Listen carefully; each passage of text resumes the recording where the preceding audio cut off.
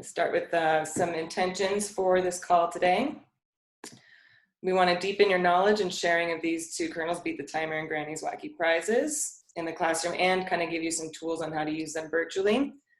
Like I said, to create some time watching these partnering videos and having some discussion, and then how we can adapt all of these for virtual classrooms. So with that, I'm going to take you to the partner website. So what to note about this, if you have not already, please go back and register for it again. Each training, or I mean, just every once in a while, they re-update or update and redo the website. So you have to go back in and register. So if you can't get in, that's probably why. It's pretty easy and straightforward. Click to register, you would put your name, your email address, and all that fun stuff, and it'll lead you to a way to create a password. And so for the videos, you're gonna wanna come here after you've registered and click on kernels. Sometimes it takes a while to load. Oh.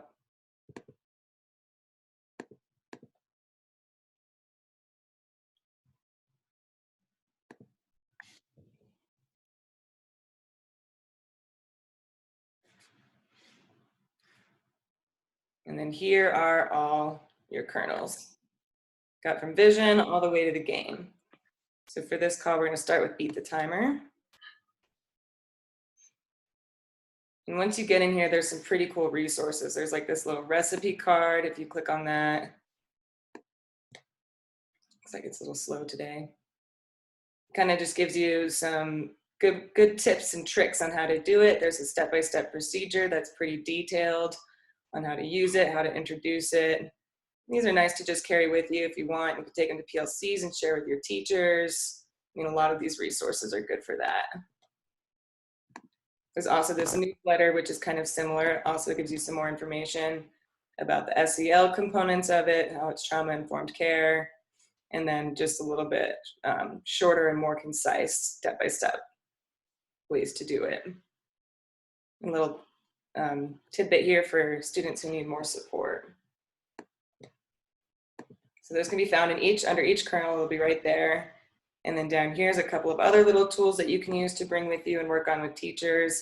This is a cool little planning tool. And again, you can find these for each kernel. The teachers can set their goals and then, you know, reassess this a month later and see if they made it or if they want to adjust, you know, create new goals, things like that. Anybody have any questions on these resources?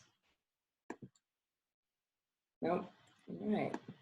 So in here then, under each kernel, there's also these 3 different types of videos. We're going to skip the partnering one for now, just for time's sake, because we've also got to do this for Granny's Wacky Prize. And we'll do the implementation video and the kernel rationale. We'll watch these 2, and then we'll have a discussion. This is mainly just Claire and Jeanette kind of talking back and forth. Claire's asking Jeanette some questions about the kernel, and Jeanette's answering. And this PowerPoint here, I've also taken notes of each of these videos just for kind of quick access, and we will share, well, it's already shared with you under the PAX partner files. And I actually think I forgot to do my sound.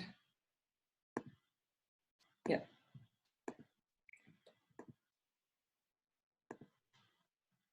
We played Beat the Timer earlier, and we got a time of 1 minute and 3 seconds. Our goal is to get to the carpet before that. My kids love Beat the Timer. My classroom has a pretty competitive nature in a positive way, so they'll ask, can we play Beat the Timer? Can we try and get our time down? Which is great as a teacher because you're always looking to shave time off of your transitions.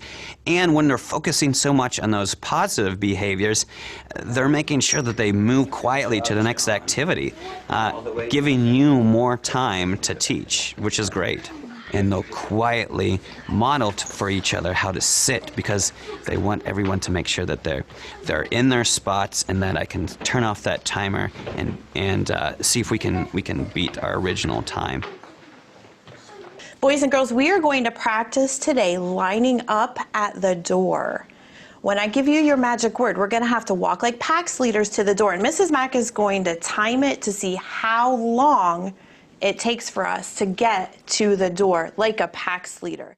with Beat the Timer, I like to tell teacher, let's not start with your craziest time of the day. You might want to start with, packing up because that's super crazy. But let's start with something that's a little easier for you to manage and the kids so that we see success in the beginning, and then we can kind of build those other skills. If you think you know how a PAX leader would walk to the door, could you raise your hand? Gracie, I saw your hand first. What are you going to do? You're going to use walking feet to the door? Thank you. All right, come back to the carpet. If you know something else you can do to go to the door like a PAX leader, would you raise your hand? Hunter, what will you do? Have a bubble in your mouth. Hunter's going to have a bubble in his mouth, and Gracie is going to use walking feet. Xander, do you have another idea? You walk and put your hands on your hips. You're going to put your hands on your hips, right?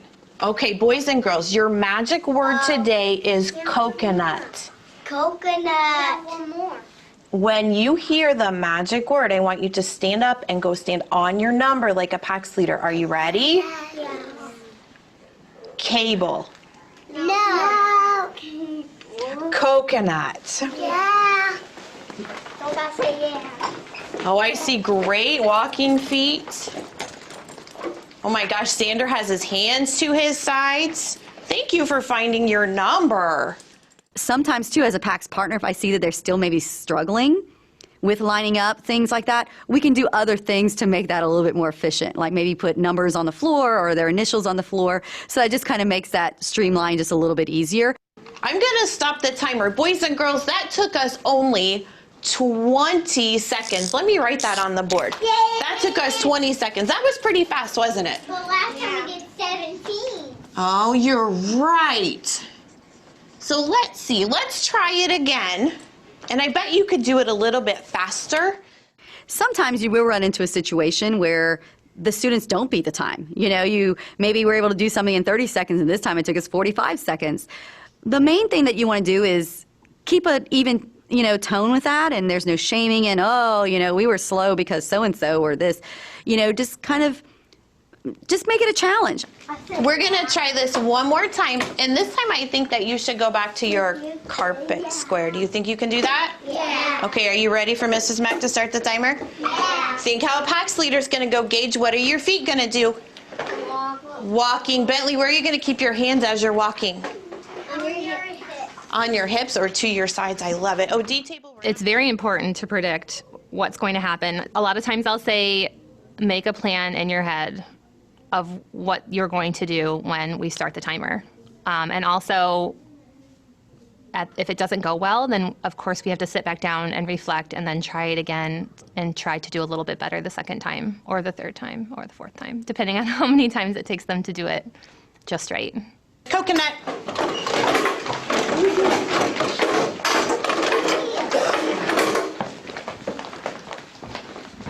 Oh, wow. Look how careful you were. Oh my goodness, let me stop my timer. What?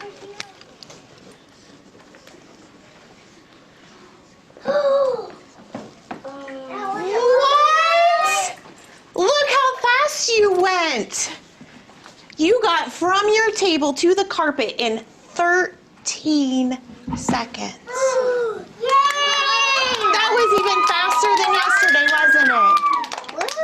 Oh my gosh, should we do a Granny's Wacky Prize? Yeah. Oh my gosh, I think you deserve a Granny's Wacky Prize. Okay, here's what we're going to do. We don't like to use beat the timer when they go to the restroom because we want that to be able to their time to just kind of do what they need to do and come out. Now, we can talk about being efficient in the restroom. Okay, let's sing our song real quick so we remember what to do when we get there. Potty, potty, flush, flush, wash, wash, hush, hush. Stop to play? No way. Okay. And I know we have two friends who aren't with us right now, so I'm going to write toodles to them. That way everyone makes sure that they get that heart happy feeling today, okay? So, timer. You'll be able to see it on the board. You'll know where you are. Okay, we said we're going to set it for 8 minutes. Yeah. I'm going to bump it, I'm going to put it to 5. Oop. I'm going to put it to 5, and then I'll give you 3 more. Okay? So you'll kind of know about what time maybe you want to start wrapping it up when you see the 5 minutes go, and then know that you have 3 after that, okay? Think about your person. I'm going to hand out your Toodle, and that's when I'll start the timer. I'll set the timer in our classroom if I know it's a task that the student should be able to complete within a specific time frame, such as cutting and gluing something into a notebook or cleaning up supplies at the end of an activity. Even sometimes during a writing activity, I'll set it just so I know that they've got that extra fire to see if they can get it done before the timer goes off in an appropriate way. All right. Your 7-minute timer begins now. I think we all have kids in our classroom that when they finish something, you get that inevitable, what do I do now question. And if you have them make a plan for when they're finished, you're not only encouraging those kids who finish first, but you're also encouraging the kids who maybe finish last to say, okay, if I have a plan, I know that I'm supposed to have my glue stick put away, my pencil put away, and my paper in the inbox. Remember, come up with a plan for what you're going to do when you hear that timer. It's affected my teaching day in so many positive ways. We have time now to do more because we're spending less time transitioning and cleaning and fixing spleens throughout the day because they know what the expectation is and they've practiced it a lot of times and it just goes well. So I have more time in my day for instruction. Lily, is Miss Clam going to be happy? Yeah. Why is Miss Clam going to be happy? Because that was her pearl and they found it for her. Good answer. These kids are so cute. So I do want to play the other video, and we will have some discussion on both of these videos, but I just wanted to pause for a moment and see if there was anything anybody wanted to share or any thoughts of what this video kind of brought up for you or how you use the timer before I start the next video. And I can't see all of you at once. Okay. With that, I'm going to play the next one, and then we'll open up the floor for some discussion. Using Beat the Timer uses the principle of reduced allocated time. And when we use reduced allocated time, that allows us to increase our focus and decrease distractions, things that could take us away from what we're trying to do. And when we do that in the classroom, that allows for smoother transitions and a better understanding of exactly what I'm supposed to get done for young people.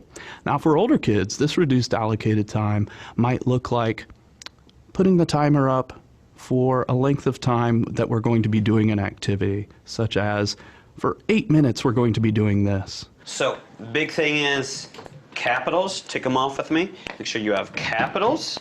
Make sure you have your periods. Make sure you have spelled your word wall words as best you can. Remember, we can always use your word wall to help you to spell a word. And make sure that your sentence makes sense. I'm going to set the timer for about 5 minutes. Are we ready? Yes. Set. I'm going to put my timer on the projector. Go.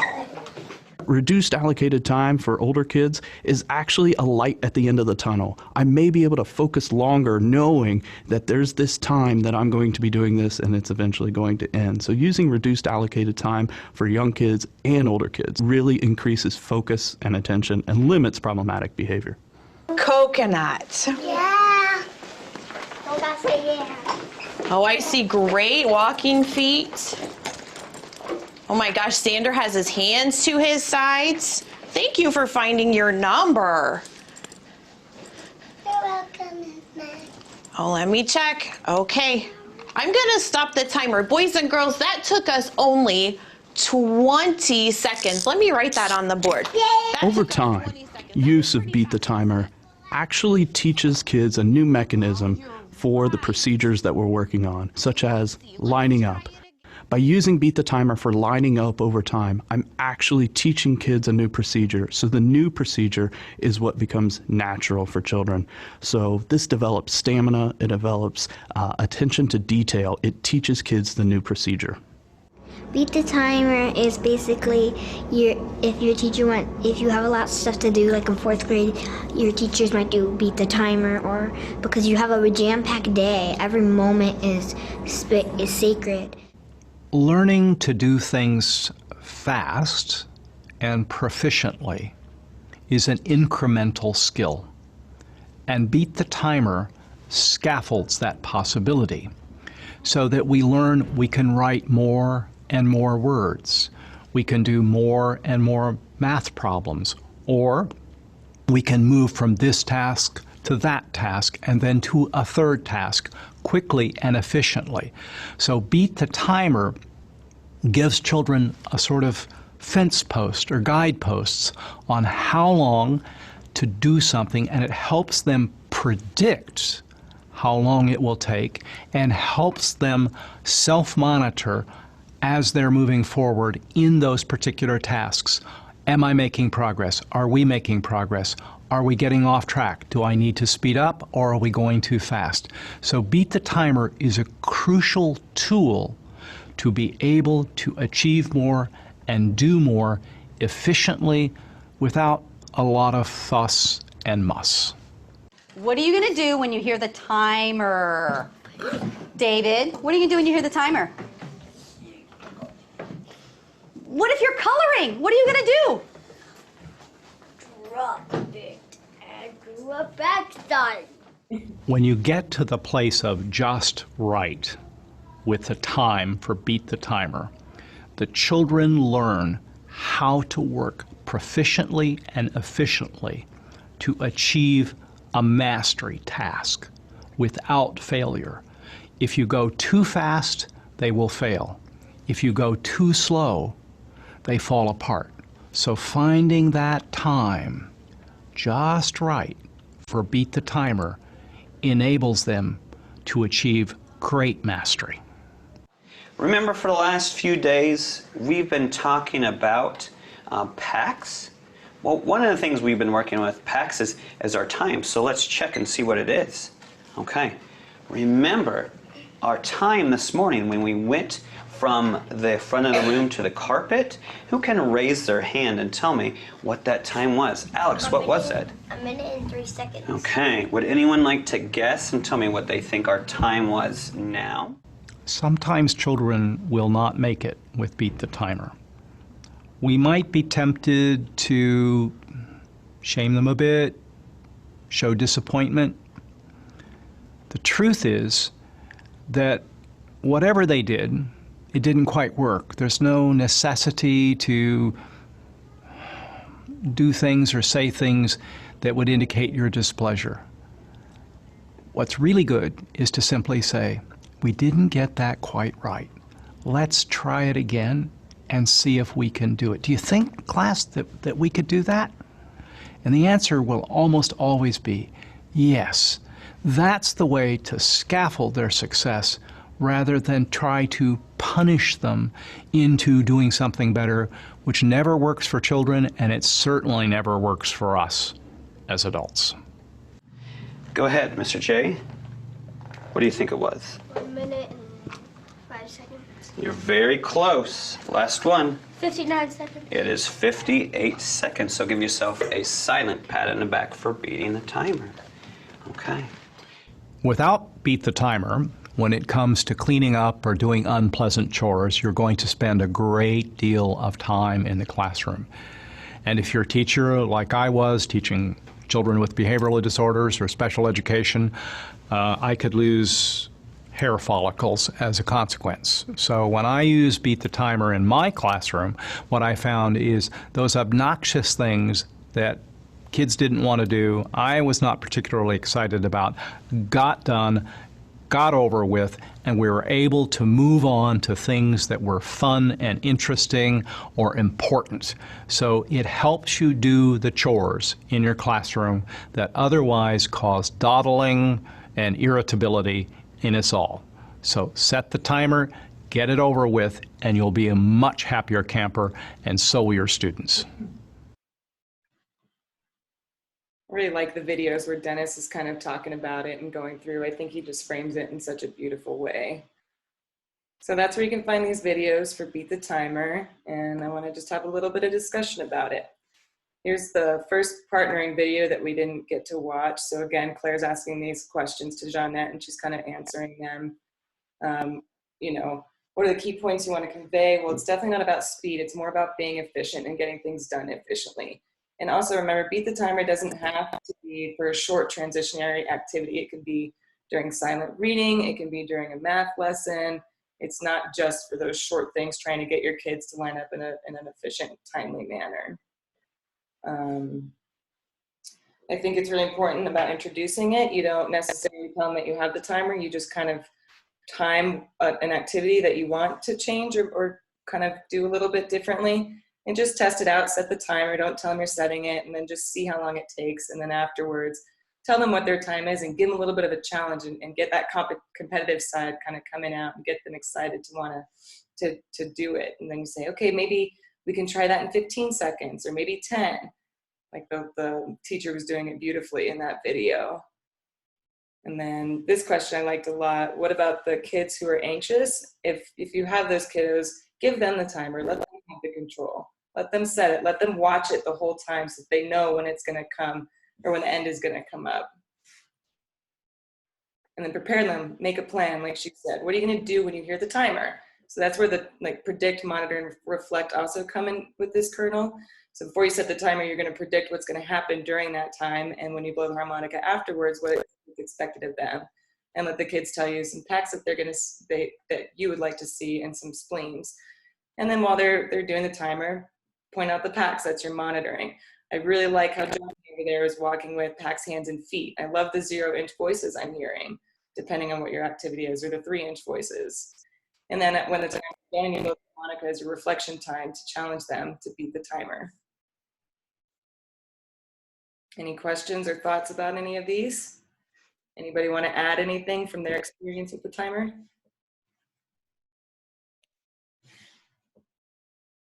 Well, I was gonna say one of the things, it's like I always take something new away every time I do some sort of PAX training. But watching that first video, there was an older student who made the comment about, or maybe it was the second one, she made the comment about how our time is valuable and we don't have a lot of time during the day. So, you know, talking about beat the timer helps to be more efficient in what we're doing. And that's something I try to explain to my students as well is, you know, our time is valuable. We need to do things with a sense of urgency.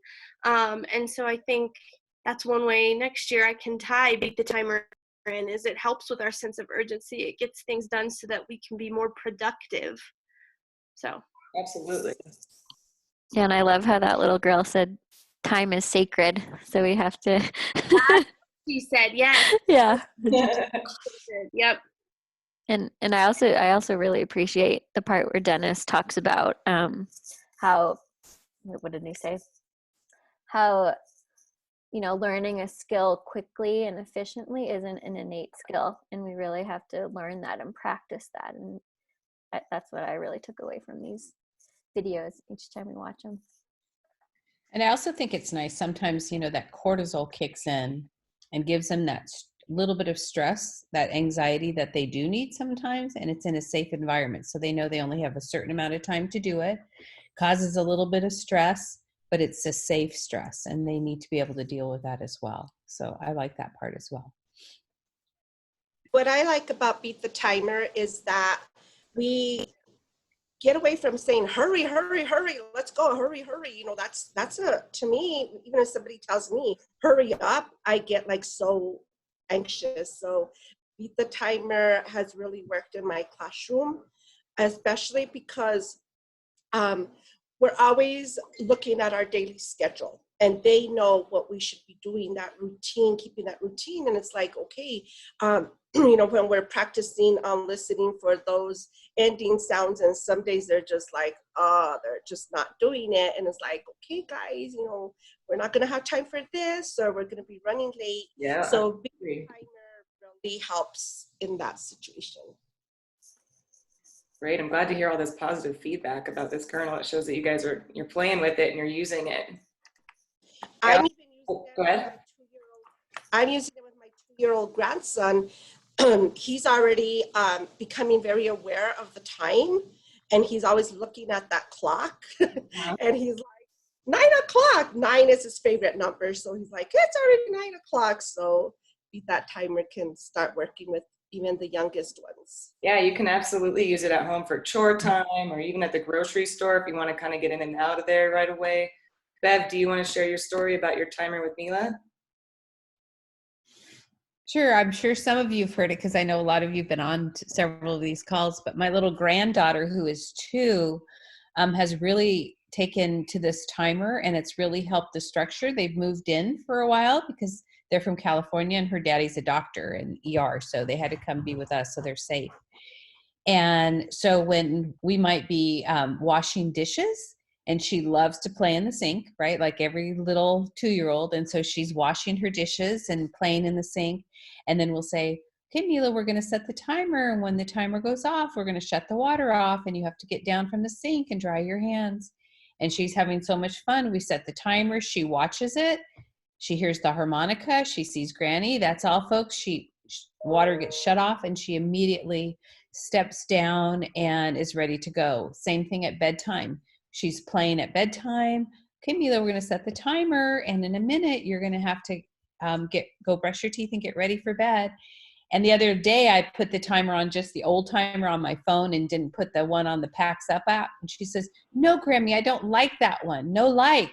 So I pulled up the Packs Up one, and yeah, I like that one. And she's so excited to hear the hoot hoot and listen for Granny. And then soon as that happens, after she hears the harmonica, she stops immediately what she's doing and gives us a kiss and heads off to brush her teeth.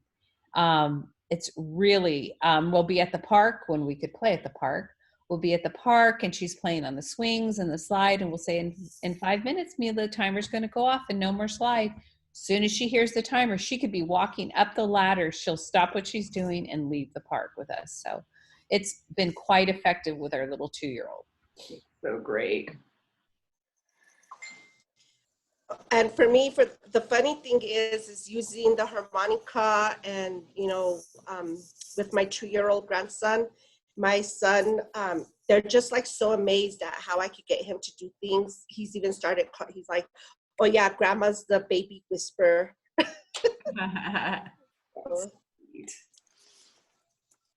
I've recommended it to my parents for when they're doing their, 15 minutes of iStation or 15 minutes of math weekly, is to just set the timer, and which it's not necessarily a beat the timer, but they know that the timer is their friend, as opposed to mom saying, oh, you've got 15 more minutes. They know that, as soon as that timer goes off, they're going to get a break. And even before the homeschooling thing, I had recommended it for those kids that didn't want to do the stuff at home. Anyway, that's all I've done. Oh, it's great. You can use it with so many things. Kenzie. Yeah, Kevin. I had a few parents reach out probably 2 weeks ago saying, that they were struggling at home with structure and routine. And I quickly, chatted with them over the phone, and we talked about Beat the Timer. And I've received some incredible feedback from the parents saying, that getting ready for bed, doing Beat the Timer there, it's helped with the whole sanity at home piece with the parents, so that they can, stop, like one of the other teachers said, hurry up, hurry up, hurry up. It was just the kids that were familiar with Beat the Timer in the classroom, and I have a very competitive group of kids this year. So they have implemented it at home, and it's nice to hear that the parents are feeling that it's, adding to some regularity to their lives. And I just wanted to share that with you guys.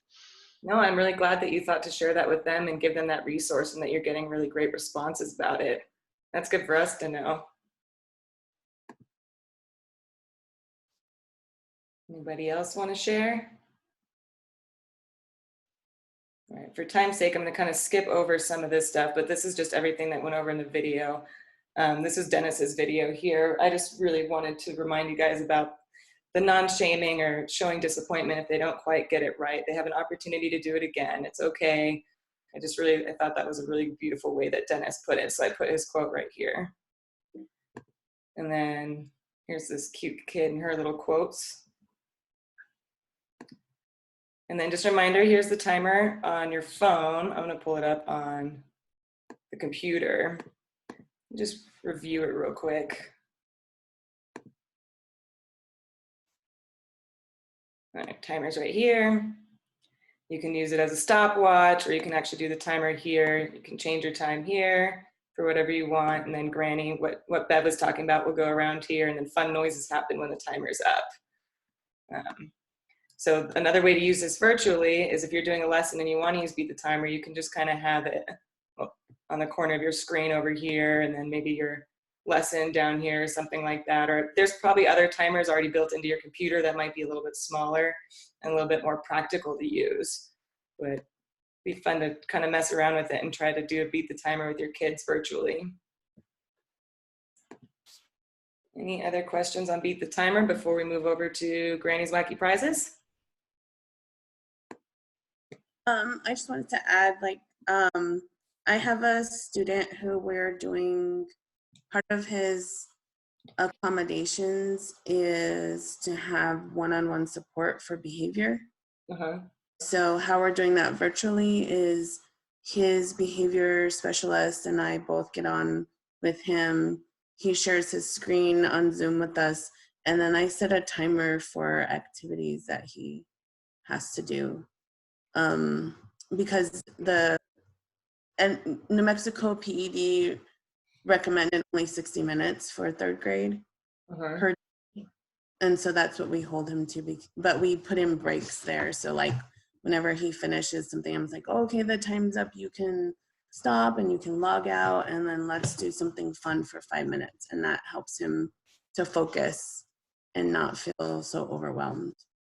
There's another great way to use it. And it seems to be working really well. Yeah, it does. Good. Lots of success stories on this call. It makes me really happy. All right. Again, we're going to skip over this one. We're going to probably only get to this one today. But I wanted to give some time. I haven't introduced this to you yet, but when I have a class full of PAX leaders, I like to reward them for doing good things like what you just did. So in my cup, I have a ton of Granny's Wacky Prizes. Silly name, but fun stuff. The Granny's Wacky Prize adds to my toolbox because it allows the kids some excitement, but it's still contained in the same way. I'm gonna set my timer for 30 seconds. In those 30 seconds, you're going to play as many times as you can. It will start when my harmonica starts, and you will stop when my harmonica stops. What do you think you should do when you hear the harmonica besides stopping? I like them because I know that I've trained them to start when the harmonica starts, stop when the harmonica stops. My kids have loved Granny's Wacky Prizes so much, we tend to use them for lots of different things. I love that Christian and his partner worked to make sure they spelled the word Columbus correctly. That's teamwork. There are lots of opportunities to use it, not just in the good behavior game. Tracking PAX points is something that as fourth graders they really like as well too. Excellent. Hands down, eyes stay. Guess what, guys? We have 10 PAX points. That means Granny's Wacky Prize. All right. And then I think it helps them learn how to not have that instantaneous prize. They still get that sometimes, but we also work toward a long-term goal, and that helps them as a life skill to know that they work towards something bigger as a team as well. Yeah. Would you like to hear who my mystery person was? It is a boy. And he is wearing purple. Who's my mystery person? Josh. Josh. Give Josh a round of applause. He won the PAX prize for us. All right. Josh, I'm going to hand you the Fun Master card. You hang on to this. I'm gonna reset my timer, give you guys a chance to have your snack and read your books. The second time the timer beeps, Josh will pull a stick and we will play our PAX prize, okay? I've used the Prize MasterCard for if our class is doing PAX points and they get 10 points, they get a Granny's Wacky prize. We've gone sometimes 20 more minutes in a lesson and then been able to do the prize, and they've still enjoyed it just as much as they would have right at that moment. When we play certain games, I'm able to link it to my content, my curriculum, which I absolutely love. What is our topic going to be? What do you think? Maps. Maps. Ready? Anything you can think of that has to do with maps. Go. Let's go, Johnny. Let's go. Let's go, Jasmine. Good job. I see good words. Let's go. Let's go, Sullivan. Let's go. Let's go, Sullivan. Let's go. Let's go. Let's go. Sometimes teachers don't like to give prizes because they say, oh, they get so crazy, I can't get them back down. And I kind of tackle that more than one way. The first way is we add that PAX breath in after. Nice. Now what I would like for you to do, I want you to pretend that we are going in through a fence that's really, really skinny, and you have to squeeze your body through the fence like this. And relax. Oh, we made it through. Do it again. Squeeze. And we made it through. Now one last thing I want you to do, we're going to do a PAX breath. We're going to cross our arms. And I want you to pretend you are smelling a rose and blowing out a candle. Try that again. Smell a rose and blow out a candle. Awesome. Do you feel relaxed? I feel relaxed. And then the other way that we tackle this is, I always bring this up to a teacher. When you go outside at recess and watch a child play, what happens? They get all crazy and excited, and then you got to bring them back down. 3, when I say my magic word today is go. When I say go, woo, woo, woo, woo, woo, woo, you're going to sit at your seats and we are going to silently read for 5 minutes. Whoa, I didn't say the magic word. Ready and go. We're practicing that skill in the classroom with Granny's Wacky Prizes. I've had people who've said, how can you possibly take time out every 15 minutes or every 20 minutes? But if you think about the way that a child's mind works, we as adults and children are not designed to sit for an extended duration of time. Floating scarves. Would you guys like to play with some floating scarves? All right. So not only are you giving them a mental break, it's a physical opportunity for them to get up and move around and to interact in a positive manner with their classmates and their teammates. It's a great tool. Put it back on your head. Now I want you to wiggle it off. Put it on your shoulder. Throw it in the air. Catch it. Throw it in the air. Clap 3 times. Catch it. Throw it in the air. Clap 3 times. Catch it.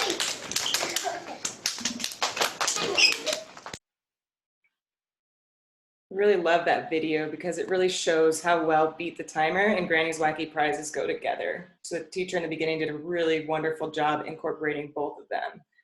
And I also really liked the guy at the end, how he said, you know, we're humans, we're not meant to sit this long. And I know right now we're all doing a lot of sitting and a lot of not moving around. So it's really important to make sure that you also give yourself a little bit of a brain break. Get that dopamine flowing, get yourself, you know, get your adrenaline up a little bit, get moving. I'm going to skip over some of this. So again, here's some more notes from the videos that you have access to. I really wanted to talk about the virtual piece of it. So Kate did a really great job putting a lot of these resources together. There's tons and tons and tons of Granny's Wacky Prizes, some that are good for virtual specific. I'm trying to find the one. There's one that's like slow motion, high five towards the camera that you can do with your kids. There's just tons of them. Some of them you need to have some supplies for. So I suggest kind of reading through them and deciding whether or not your kids have access to some of these tools before you pick one of those prizes to do. And it's posted on our Facebook, or it'll be in this PowerPoint. It's also in the partner materials file under the Granny's Wacky Prize kernel. And there's also plenty on the website for you to look through. as well as the app, which I'll go to next. Oh, wrong one. Ah. Okay. So again, here's tons of Granny's Wacky Prizes on here. You can customize your own. You can filter them out. You can edit. You can, do any of those that you want. But really check out the ones that we've posted and shared in newsletters and such, because there's a lot of good ones for virtual Granny's Wacky Prizes. Does anybody have any questions or anything they'd like to add or share?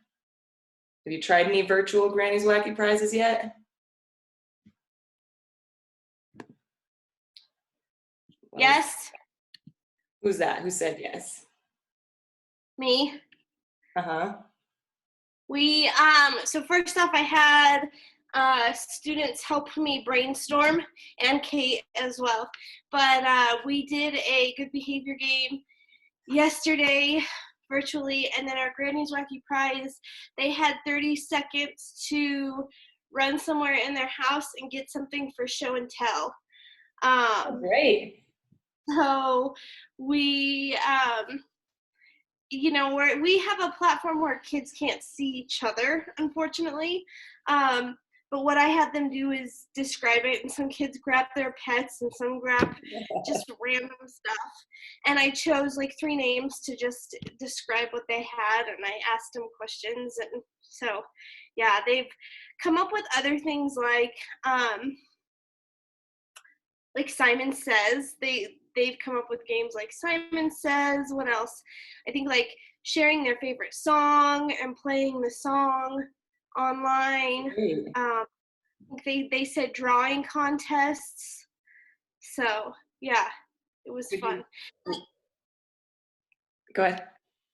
I think it was good for them to have some familiarity too. Like that's something we do all day, every day. And so they've been waiting for that. They were pretty excited. Would you say it was pretty easeful to do it virtually? Like, was it pretty useful? What did you say? Easeful, like easy. Did you say? Yeah, absolutely. I had to brainstorm a little bit with Kate too, because I was a little nervous about it. Like how do we even? It was hard to wrap my brain around it. But having that collaboration with her and then opening it up to my students, like they had some really good ideas. Like let those kids do the work. Like let them think about it. Do things that they're interested in. And it really actually once I opened it up to them, it helped me wrap my brain around it even more. So, and I think, it's so hard to have some classroom management on a virtual level. Like we've created an online learning vision board, and we talk about that every day before we predict every day before our lesson. Amazing. But there's still an aspect to it where it's hard for me to see everybody, and proximity of being next to them, putting a hand on a body or finger on a paper, or it's still hard to make sure that's 100%. Right. But I gave out some spleens and everything, but I think just talking about vision boards and playing good behavior games and our Granny Wacky Prizes, that's just something they know and something they need to have regularly, whether it's really about making sure that you have full focus or whatnot.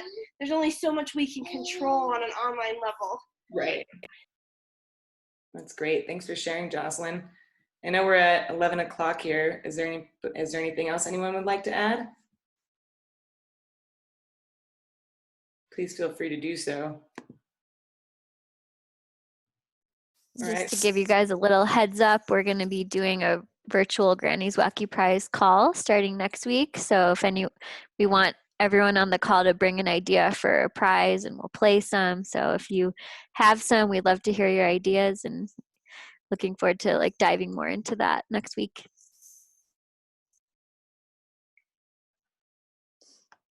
And with that, I'd like to end this call by actually playing a Granny's Wacky Prize. So I'm gonna set my timer. We're gonna do one called earthquake. I'm gonna set my timer for about 5 seconds, and then we're just gonna have a 5-second earthquake on all of our individual laptops. So I'm just gonna do a quick prediction piece. After the timer goes off and the harmonica goes off, what are we gonna do? What's gonna happen? Kevin's got it. Timer. I got the harmonica on here, so I'm going to use that. I love how Kenzie's modeling how to do this on your computer, so you guys can all, download the app on your computer and really, use this as a way to do the prizes. Yeah. Thanks, Hill. So blow the harmonica.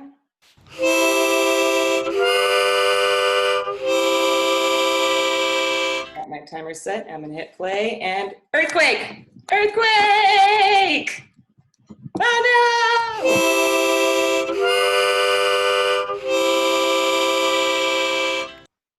All right, good job, everybody. That's it, folks. That was great. Thank you all for being